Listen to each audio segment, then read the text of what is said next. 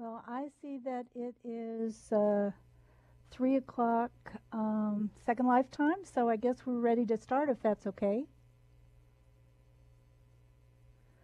So basically what I'm going to talk to you today about, and I'm going to be talking both off slides, and I have my speakeasy working, so hopefully I won't get too confused.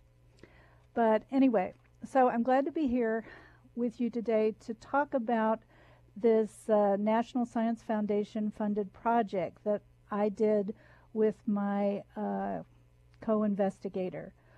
I wanted to share with you what we're learning about how chemistry students learn in the virtual labs. So my name is Wendy Keeney-Kennicutt. My avatar name is, I'm sure, is Julia Tiraxibar. I'm now retired, but I still wanted to take this time to share with you. My co-investigator is still very active, Kurt Winkleman at the Florida Institute of Technology, and I am at Texas A&M University. So this is a proof of concept study I'm sharing with you today. It's the results from our first semester of a 4-semester project. So we're still working up that data, but we're going to share with you this data. So when we were first talking about what we were going to do, we wanted to know if the laboratory environment is, whether it is Second Life or real world, will affect a student's ability to achieve the learning goals we want for them.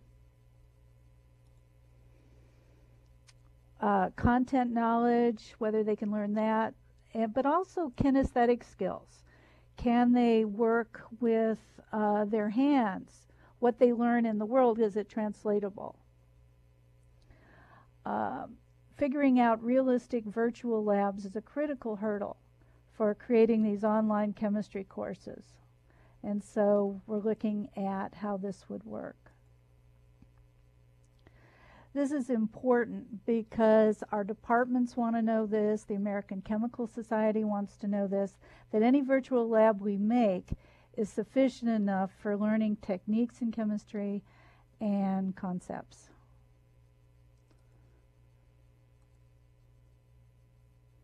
So why Second Life? Both my partner and I were familiar with it, so that's always good. It's free to use. Students interact with objects, instructor, and each other through avatars. And so it parallels what students do in the real world. So if they can work together in pairs as a group with a TA in the real world, they can do that in Second Life. So the potential was there. And also Second Life resources and developers were available to instructors like myself who didn't have those kinds of programming skills.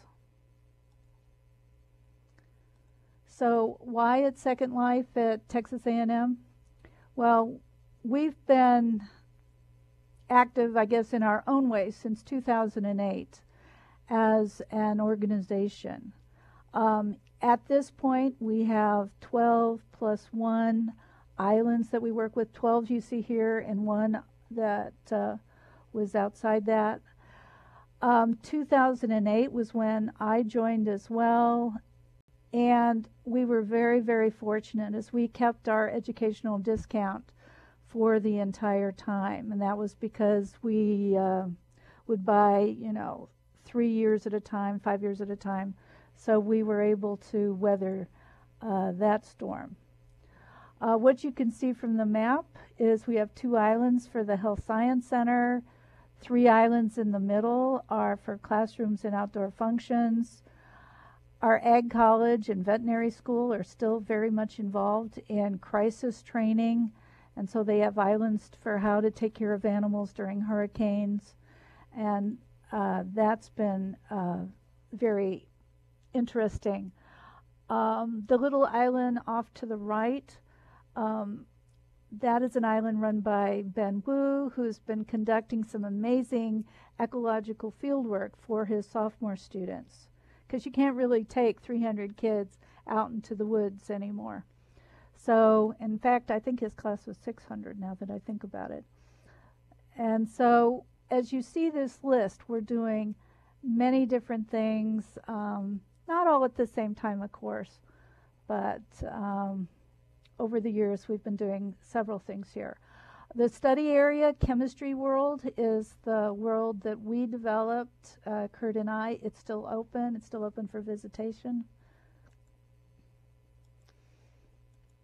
Okay, so specific. What our specific research questions were is when we compare performing experiments in a real lab to performing the exact same experiment, at least as much as we could do in Second Life. Number one, are there comparable gains to students' procedural and research knowledge? Can we see those gains? And two, can they learn the kinesthetic skills by performing these tasks virtually?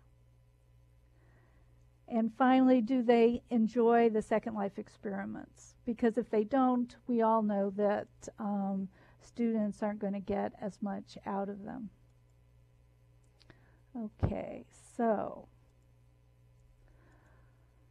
what I want to talk to now is how we developed it and implemented it. And of course, there were problems. What you see in the first picture is there I am standing in front of one of our experiments. This is our simpler experiment, the one we did first with them. It was determining the molecular weight of butane in a cigarette lighter. And what you see on the right is a student looking at the screen where his avatar and his lab partner's avatar were doing that same experiment.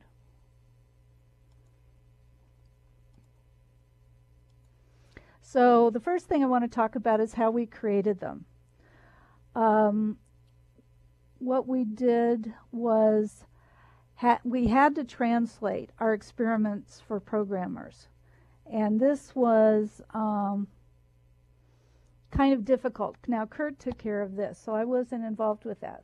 I chose, though, the two experiments. One was easy. That was the butane lighter experiment we just talked about. And a more difficult one out of our second semester lab curriculum. And we knew that we didn't have the programming expertise, so we had to hire people. So what we did was Kurt and his students rewrote the procedures, took actual videos of the important steps, described the outcomes. We needed the students to be able to make mistakes within reason and mathematically model everything.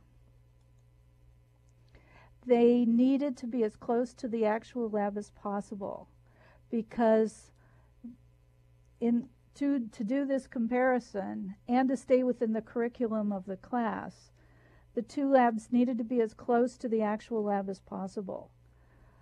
Because students in the real lab and the virtual labs, they used the same lab manual, they wrote up the same lab procedures, they were graded exactly the same. So we had to work very carefully to make sure that they matched.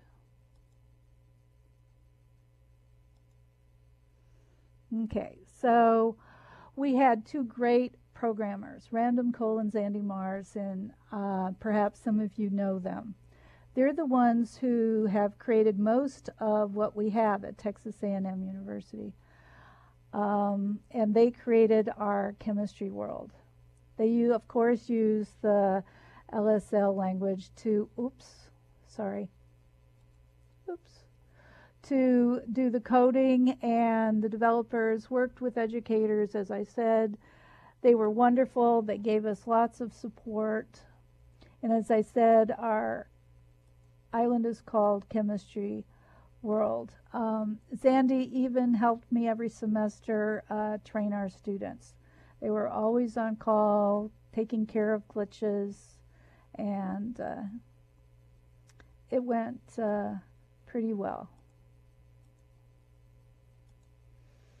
Okay, what we have here is a picture of one of the experiments, the second experiment, the island, which was the more difficult one. It was critical to include random errors into the experiments.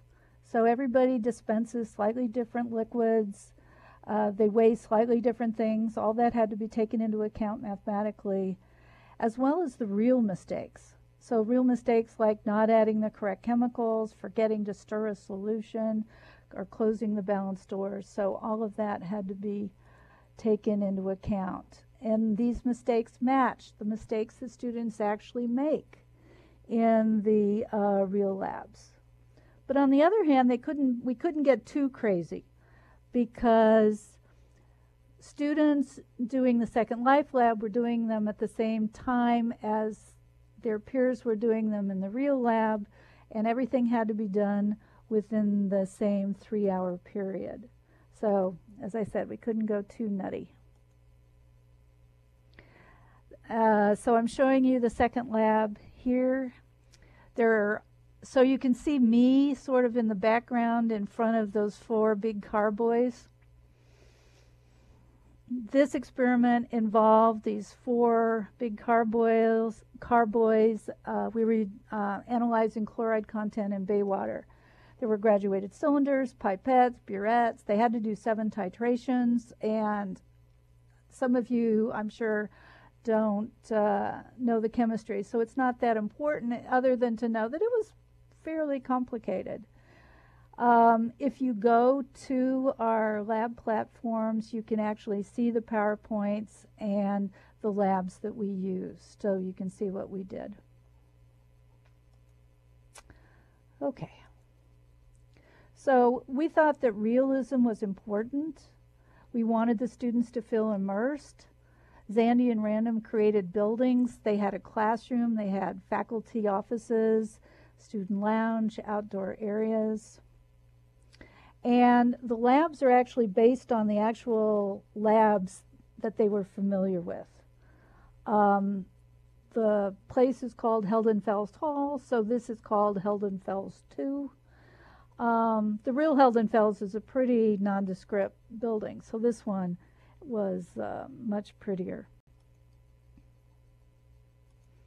So this is what the lab actually, this is a good representation of our lab. This was a copy. I had taken pictures, and so Xandi built this pretty well. This isn't where they actually did their labs because it was too crowded. There were problems with conversation. But it was a fun place. We had a working safety shower, eye wash, water faucets, and that was fun. And the kids enjoyed wandering around and seeing that. I put a circle around one of these water molecules in the picture, and these were the transport device to take pairs of students to their lab platform, which is where the work actually got done. Each platform had those 2 oversized experimental setups on them.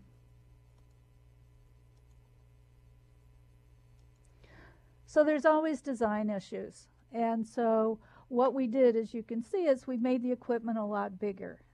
It was easier for the students to zoom in and see the meniscus, see the levels of the liquid, say in the burettes. This red button on the floor in the foreground is sort of a reset button. So if you push the button, then everything magically goes back to the beginning, and so they can start from scratch again. TAs were given a HUD so that if a student needed help, there was another button they could push so they could receive a message. Because these platforms, there were 12 of them on top of each other. And so the TA could transport among all of these based on whether the students needed help or not. This wall in the background was a one-way wall, so we could stand in back of the wall and watch the students. How these things all worked is pretty much, if you clicked on them, a menu would come up, and then you could choose what to do. You saw a few of them you could manipulate, but most were menu-driven. Okay. So I was lucky enough or unlucky enough to have Bernard Drax interested in what we did. As many of you know, he's a Second Life reporter and blogger. He did a video of what I'd done in the past and my new stuff. So what I want to do now is spend 5 minutes and look at the video if you haven't seen it already. So, okay, so there's the link. It's in your chat box, in the local chat box. And if you click on the link, that'll take you to the video. It's pretty short, it's 5 minutes. But I wanted you to see what we had done. We're very proud of it. So right now what I'm going to do is I'm going to set, if I get my little thing working, I'm going to set my phone to 5 minutes. And please go take an opportunity to watch the video, and then I'll come back.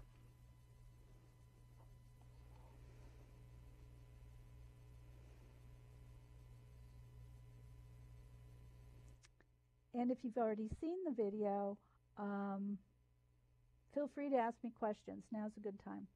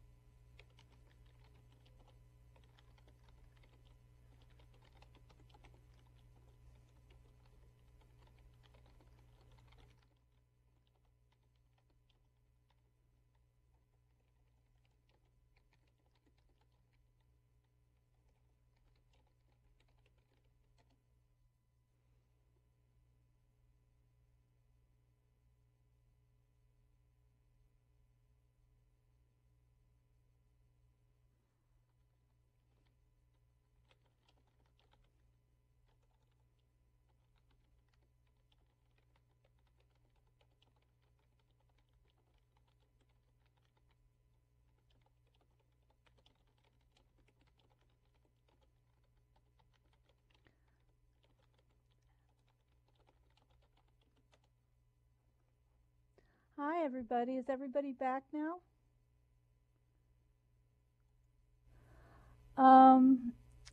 So I'm looking at what is happening here. So the Simpson experiments are no longer closed to outsiders. They are open. Great. Glad you're done. So yes, you can go in and work with them. Oh, thanks. Thanks for putting that up. It's also, yeah, an enhancement, not a replacement. Great. The issue is that what do you do when you don't have another choice? And some places, like some of the Second Life work done in Alaska, the people are so spread out, there are no choices. Great. Thank you, Dodge. So, yeah, it's always an issue. All right. So let me finish what's going on here, and then we will move on. So, challenges. Here we go. So, implementation. This was a problem because the lab coordinator that was so supportive had changed to somebody who wasn't supportive. And because we were dealing with having to change the curriculum, right. So, yeah, very good point. So I needed cooperation from the chem department and IT because the project had to be a part of the curriculum. Yeah, good deal. Okay. Student and lab instructor buy-in was critical. So because this was a study, we had IRB approval. We had to have everybody sign consent forms, and it was an issue. So overall, the purpose of this study was to just see if there was a difference in learning. Yes, touching the equipment is a lot better, but that's what we were looking for. So we had to have buy-in. Once the video was made, the Drax did, that was really good. The first time we didn't have it, and so it was difficult for students who hadn't seen Second Life to be able to follow what we were doing. So it's all about selling the stuff. And technical issues,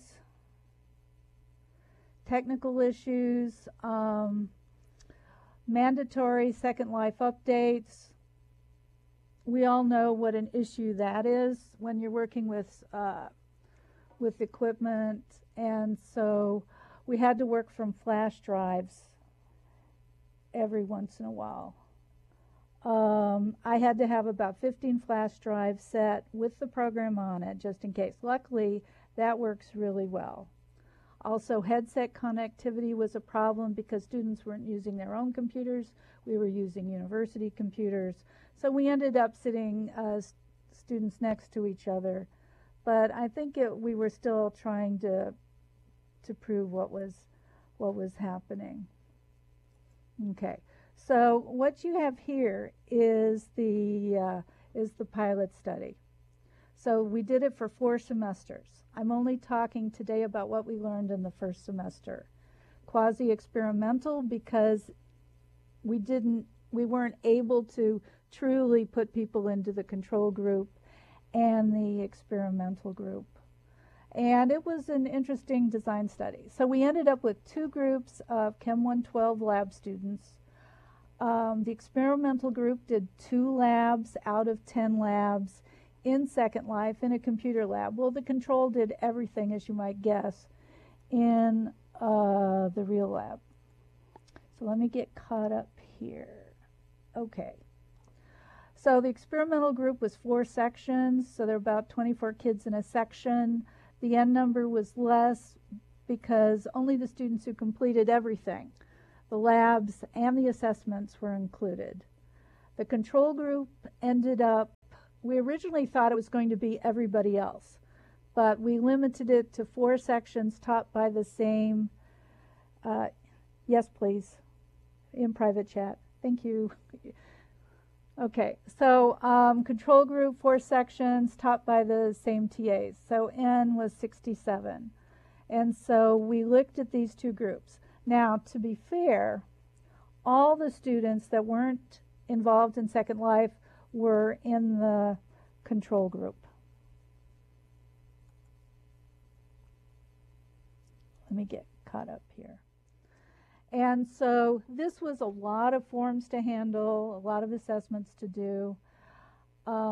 This first one we did was the fall study. So these were off-sequence students. So these were taking second semester in their first semester. We have about 400 students or so taking it in the fall. And in the on-sequence, we have about 2,500 students.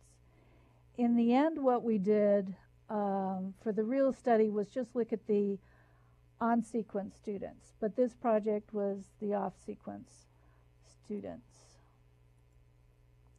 So to look at the assessments that we did, there were many assessments done throughout the semester, and the first day we did demographics, computer use, attitude toward chemistry, and this was an online survey. Then all students did 2 real labs, so they were familiar with the labs, and then we split them for the next 2 labs. The control group stayed in the lab, did the real lab, and the experimental group moved to a nearby computer lab on campus. We did a pre-post content quiz on Scantrons for these labs. So as soon as the kids walked in, they did a 5 multiple choice procedural question quiz when they walked in, and then they did the same quiz when they left. And so we could compare what they learned. Hopefully they learned something while they did the lab. And this was done for both of those labs. On the week when everybody returned to the real lab, we did a lab practicum given to both the experimental group and the control group, taught by the same TAs, to see if the Second Life group could do the lab in real life. So that's one of the things we wanted to see, were kinesthetic skills transferable. At the end of the semester, we did an online attitudinal survey modified for Second Life and control groups. And lastly, we tried a focus group for students and TAs. The TA one went well. Even with pizza, we couldn't bribe the students to come in for the focus group. And so from then on, we did open-ended questions. And then we also had a chance to look at lab reports, but that started in the spring semester, not here. Looking at the demographics, these were the off-sequence students. They're a little different from the on-sequence students. They have slightly different majors. They're older. You can see that 50% of them were sophomores rather than freshmen. Both semesters, we have slightly more females than males. The ethnicity was about the same. We looked at these 2 groups between the control and the experimental groups, and the only statistical difference was in their ethnic diversity, but we didn't think that would control things too much, so we didn't worry about it. Pre-post quizzes. So these were the 2 labs, the butane lab, the titration lab. You can see the titration lab was a little more difficult than the butane lab because they scored worse on the titration lab. They got a 2 out of 5, whereas in the butane lab they had a 3 out of 5. Okay. As I said, the butane lab was a little bit easier. Both groups showed improvement from pre to post. For both experiments, there was no statistical difference in pre and post quiz scores between Second Life and control group. What we did see was that the Second Life group showed a small but significant better gain in their scores, in their learning scores. The practicum was interesting. So here I am on the left, being the lab partner for the student doing the practicum. Each student was asked to perform part of the butane lab with me. So one at a time, they came up to the fume hood to do a small part of the lab, the main part of the lab, collecting gas over water. So this is an operation they had never seen before this lab. Each student had to assemble the apparatus, collect the gas in an inverted graduated cylinder, and read the volume correctly. On a 5-point scale, which I later changed to a 7-point scale, both groups did equally well. 4.2 versus 4.1 on a 5-point scale.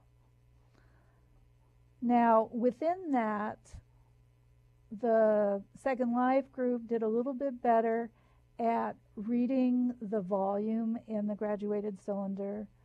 The real life people did a little bit better when assembling the glassware, but not enough to really affect the results at all.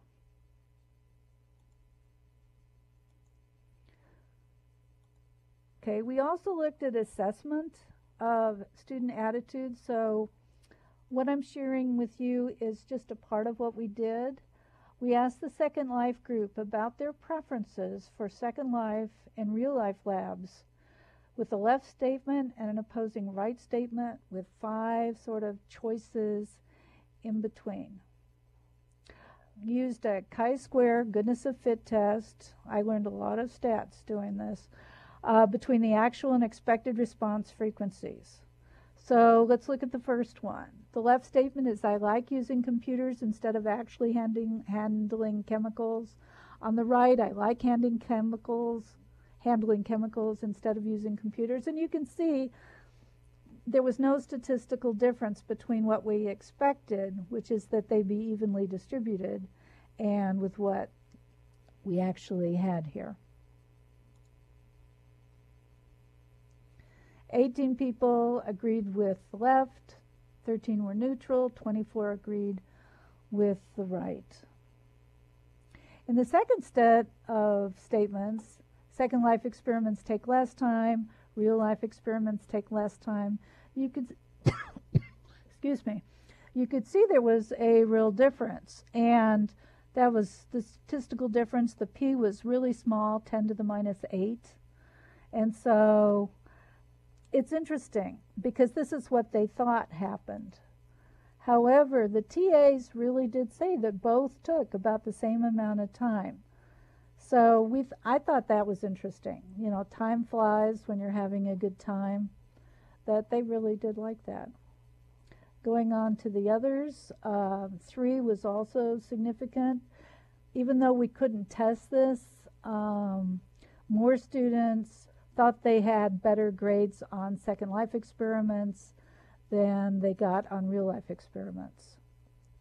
4th, the preferences was spread across the board. The 5th one, though, you can see that there was a leaning toward the statement that I learned more from real life experiments, which is just what our conversation was saying a while ago. And when I talked to them, there were some students that were worried that they would need those lab skills to do well in future courses. And that's what, you know, a lot of people think in our department and at the ACS, the American Chemical Society. Just to show you a little bit about student comments, these were 3 that I got from them. So the first one said that Second Life experiments are just as effective and enjoyable as the real ones. She said that they were both hands-on. I said she, it could be he. They are both hands-on and makes learning the material from the experiment easier. It's interesting that they thought the computer experiments were hands-on, just like real life. That was the second student gave a good argument that both kinds of labs would be good to include. And there is some truth to that, that they liked the real labs. They thought they were different than the Second Life labs. And it's good to mix things up a bit. The third student gave support for having different presentations because every student is different. Second lab experiments give me insight in the experiment and may be more enjoyable for certain students and not for others. So it's good to see that. Okay. Now, one of the things we did as an afterthought, but we're really glad we did, was we talked to the TAs themselves, because these were the people working with the students all the time. And so they thought there were positives, that the students seemed to be more relaxed in the computer lab. They didn't have to worry about lab safety. Their avatars, we made them wear lab clothes and safety glasses, but they themselves didn't have to. They thought they had more accurate data. They didn't have to deal with crowded conditions, actual glassware. They could get up close and personal when it came to reading the volumes in the thing. They thought that they were quieter, and they were quieter. They were more concentrated on what they were doing. They weren't asking questions as much. So we were wondering if perhaps the fact that a lot of the actions were menu-driven, that was taking the place of a TA. They didn't have to ask their TA as many questions. The negatives, students were limited in their ability to learn from their mistakes. That was a big TA issue. They did say that they had problems identifying sources of error. The menu choices, and this last one, the menu choices that the students were working with could not be seen by the TAs. And so the TAs, when they were in Second Life, had a hard time seeing what the students were doing and helping them that way. Overall, the Second Life environments help when space and equipment are limited. They found there was less interaction with the TAs, like I said, and that was good and bad. In the future, TAs have to be included in discussions because their role had changed when they were in Second Life and when they were in the real life, and we had to make the TAs comfortable with that. Okay, so as far as acknowledgments go, we wish to thank the students, the TAs who participated, as well as the people in the Center for Teaching Excellence. That is Deborah Fowler, Paula Perez. You saw her in the video. The GTAs, Connor Aborn of FIT, and our two developers, Xandi Mars and Random Cole. Was a TWOS grant of NSF. It's all over now, and we're working up the data. So thank you, and if you have any questions, now's a good time. I'm going to leave you with my references. Let me put everything up here. There we go. What I just told you, and there's a lot more detail in the labs. In the Journal of Chem Ed, it just came out.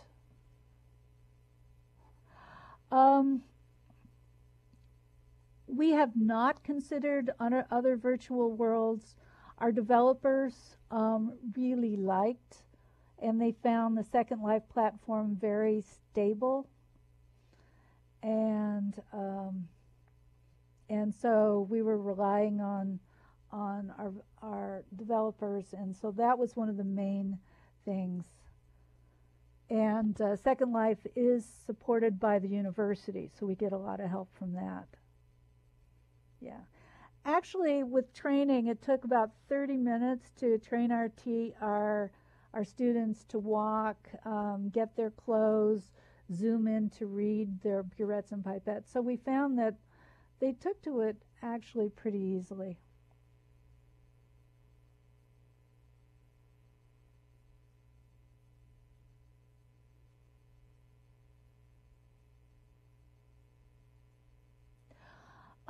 We could expand it from a study. The issue is getting my department to be involved with this. It could easily be done to other programs. I thought it'd be a good idea as a, you know, we always have kids that miss lab, and so this would be a great way for them to do a lab as a replacement lab.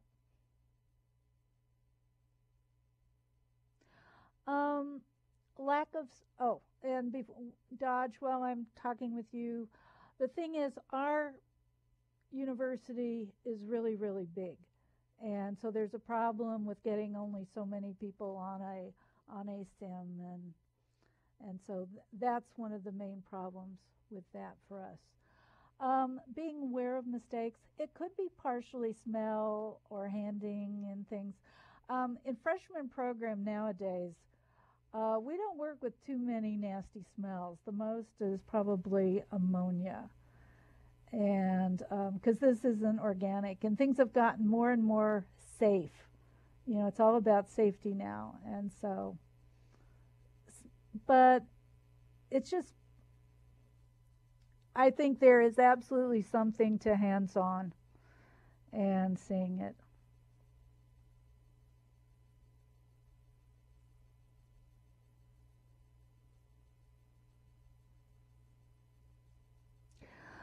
Most of the students were science majors because this is a science class. It might be better for a general majors chemistry class. I would put, that would be interesting. I think they might find it more fun. For sure, you wouldn't have the American Chemical Society and the chemistry department looking down on it as much because you're just trying to get them. So a lot of the criticism was, you know, these guys, so the kids we teach, they're going off to be medical students. You know, some of them are taking chemistry for other things, but we're also teaching medical students and vet students and biology students. Not so many chemistry students. They have their own majors class. Oh, you are very welcome. It's probably because, Surfer Bob, that I have not taught high school chemistry and hands-on lab. And what we were trying to do in this study is not replace it, but we were, and I totally respect what you're saying, but for those cases when there aren't alternatives, we wanted to see if students would really learn from this. And so that's what this was about. Yeah.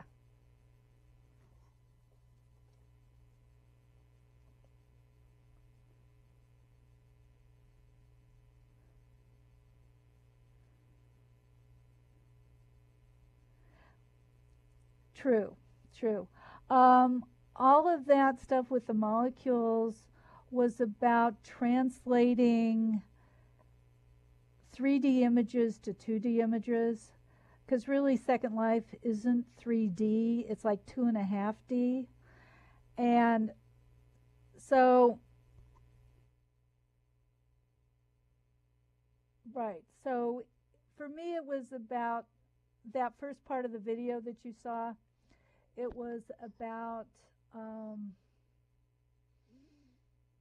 teaching students, and I did a whole study on it, and it's published in that book chapter that you saw, for trying to teach students to take the lines and wedges view of molecules that they see in a book and being able to translate them into 3Ds in their head.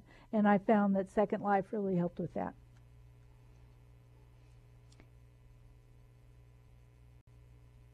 Anything else? I know there is somebody coming after me.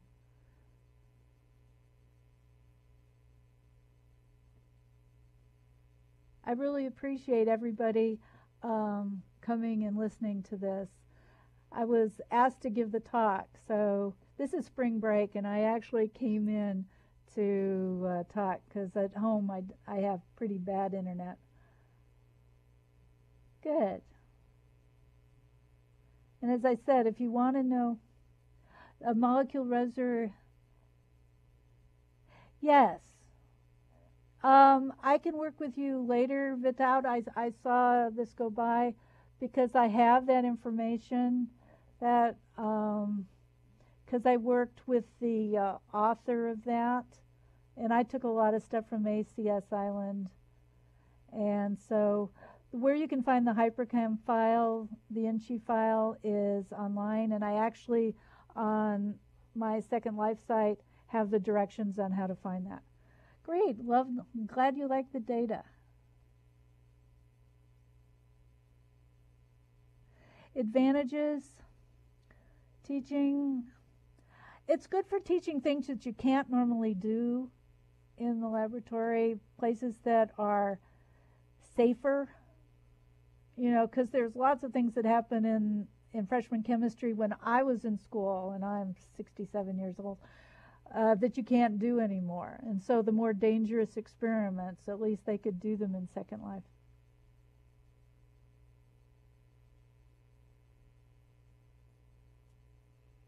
Yeah. Well, we really enjoyed doing it, but it is not everybody sees the usefulness of this, but it's still worth looking at and seeing what students think about it.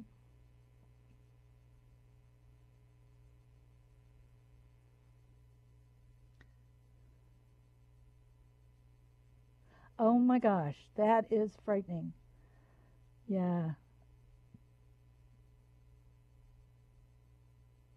Because in the old days, I remember eating in the lab. I remember eating out of beakers in laboratories. You know, that's what our graduate students did, just because we didn't want to go home. And yeah, things are much more safe now.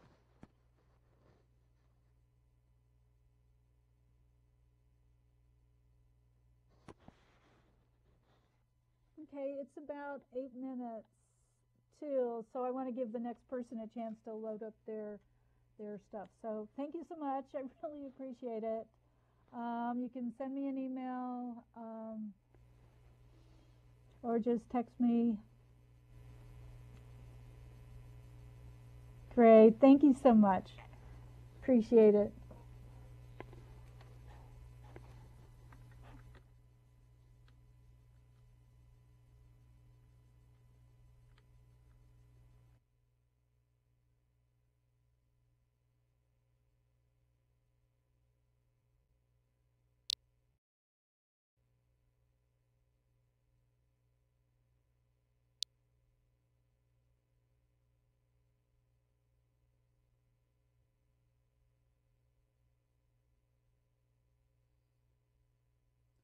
All right. Well, I see that it is 3 o'clock Second Life time, so I guess we're ready to start if that's okay. So basically what I'm going to talk to you today about, and I'm going to be talking both off slides, and I have my speakeasy working, so hopefully I won't get too confused.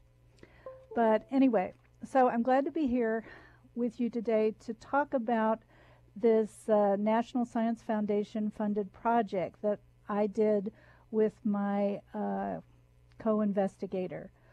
I wanted to share with you what we're learning about how chemistry students learn in the virtual labs. So my name is Wendy Keeney-Kennicutt. My avatar name is, I'm sure, is Julia Tiraxibar. I'm now retired, but I still wanted to take this time to share with you. My co-investigator is still very active, Kurt Winkleman at the Florida Institute of Technology, and I am at Texas A&M University. So this is a proof of concept study I'm sharing with you today. It's the results from our first semester of a 4-semester project. So we're still working up that data, but we're going to share with you this data. So when we were first talking about what we were going to do, we wanted to know if the laboratory environment is, whether it is Second Life or real world, will affect a student's ability to achieve the learning goals we want for them. Content knowledge, whether they can learn that, but also kinesthetic skills. Can they work with their hands? What they learn in the world, is it translatable?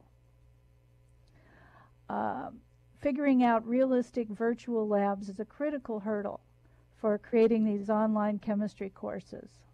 And so we're looking at how this would work. This is important because our departments want to know this, the American Chemical Society wants to know this, that any virtual lab we make is sufficient enough for learning techniques in chemistry and concepts.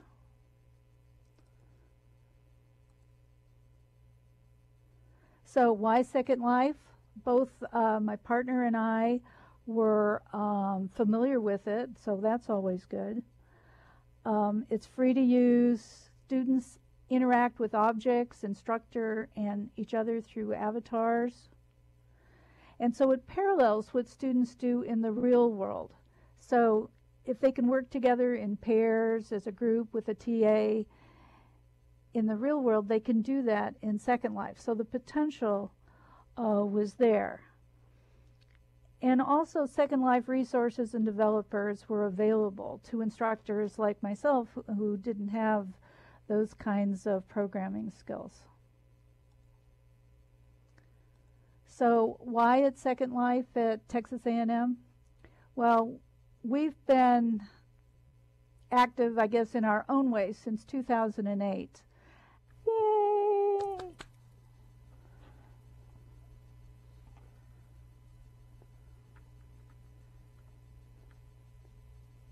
It's nice to see everybody. I spent the whole time looking at the slides. I have my my clone sitting at the back so I could watch everybody. Thank you so much.